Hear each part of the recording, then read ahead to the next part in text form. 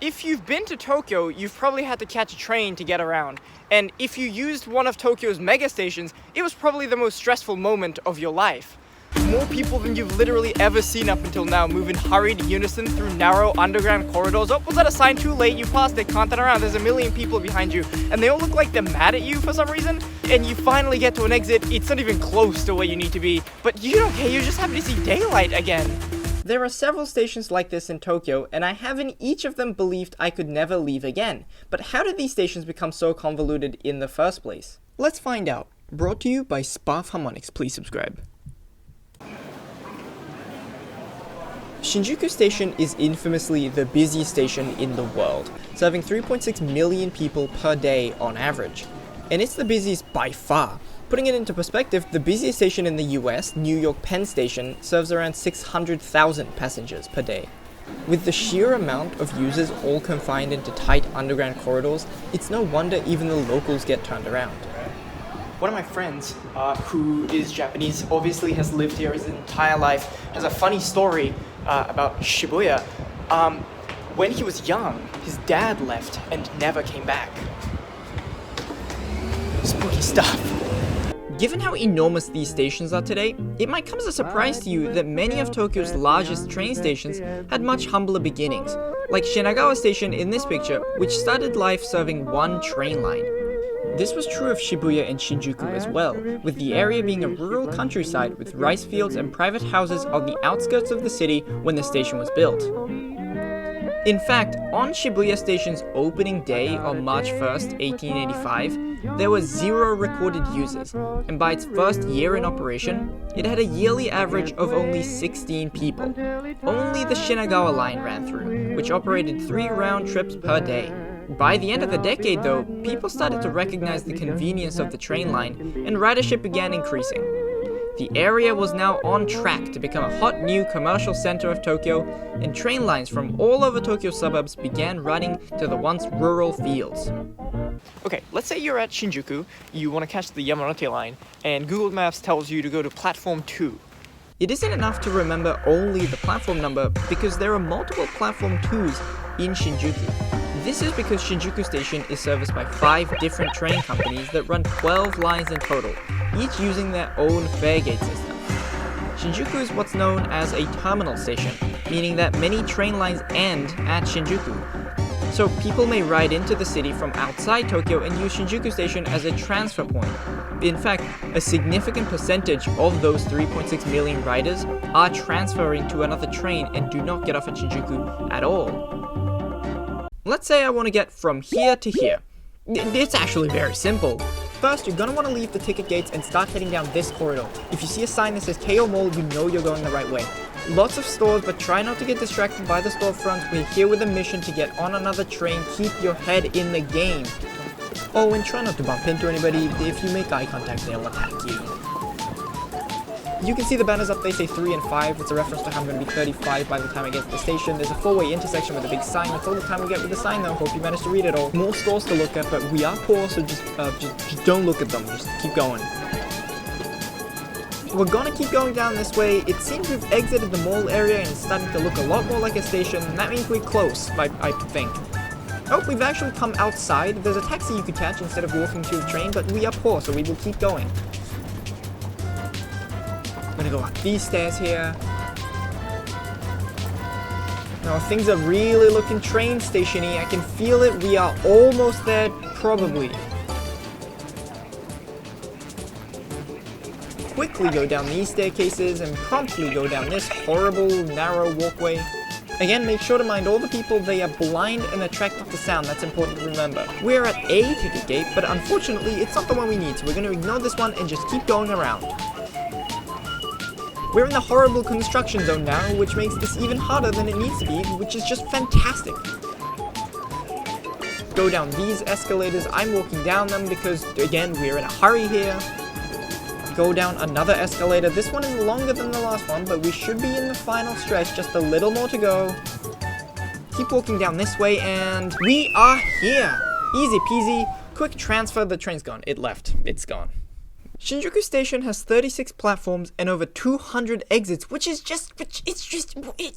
or the hilarious Ikebukuro Station, which is sandwiched by two large department stores. Tobu meaning eastern on the western side of the station, and Seibu meaning western on the east. That's so fucking funny. Who made the decision? I just want to talk to him. Or take Shibuya, which has 3 subway stations. The Fukutoshin line at basement 5th, the Hanzoman line at basement 3rd, and the Ginza line 3 stories above ground. It's a subway. Why are you up there? The Ginza line is old, the oldest in Asia, actually, and the way they built it was by digging down a whole bunch, laying the tracks, and then burying it again. And because Shibuya is built in a valley, when they extended the subway line, it just came out above the city. But the newer subways don't have this problem because of modern technology. It digs tunnels. You can imagine that with all these changes and developments happening, these stations are pretty much always under construction.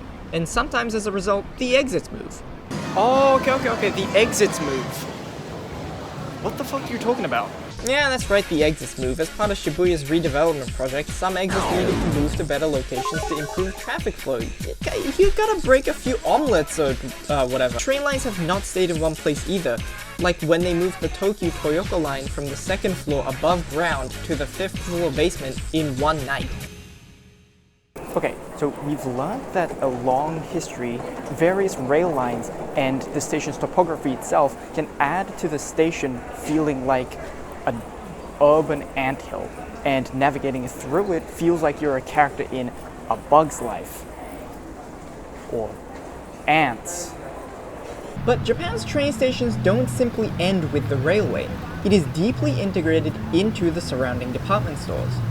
While watching this footage, you may have noticed how it can be very difficult to tell where the station ends and the department store begins.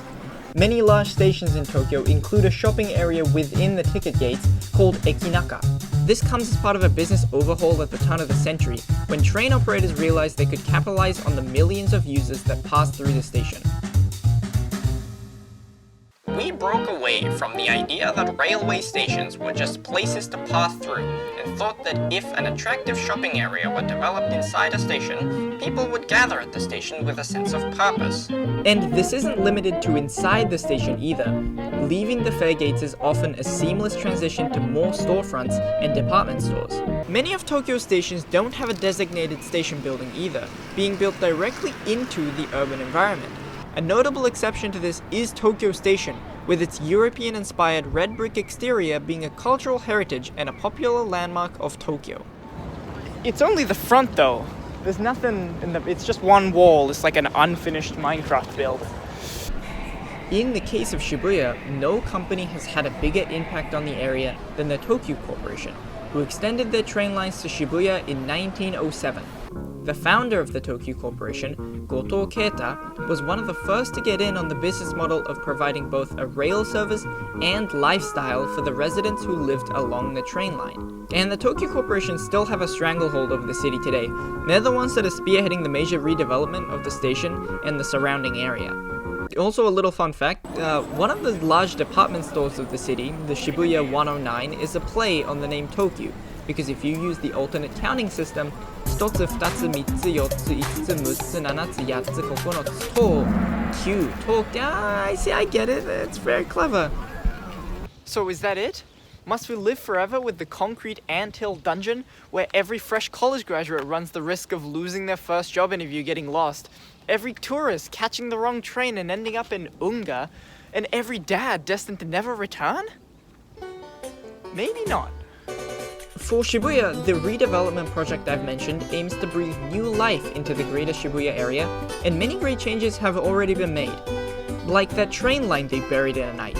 That was done to connect up the Tokyu Toyoko line with the Fukutoshin subway line, so passengers no longer need to get off the train to make their transfers, thus alleviating a lot of congestion in the station. The subway side of the station has been upgraded too, a big clean concourse with clear signage that aims to improve the vertical flow of the station. Also, a big selling point of the new buildings are these things called urban cores, which is not the elevators the Evangelions come out of, but these big cylindrical atriums that will give ease of access from the ground level to the station, with all of this being planned to be completed in 2027. And Shinjuku?